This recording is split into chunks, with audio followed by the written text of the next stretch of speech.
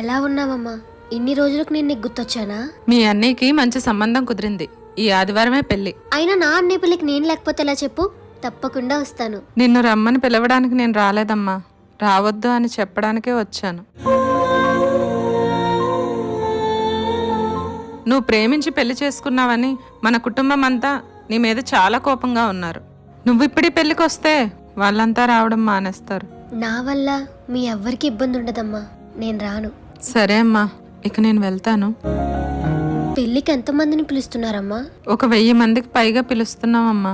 కనీసం ఆ 1000 మందిలో ఏదో ఒక మూల పడుంటుందిలే అని కూడా నన్ను పిలవాలనిపించలేదమ్మా.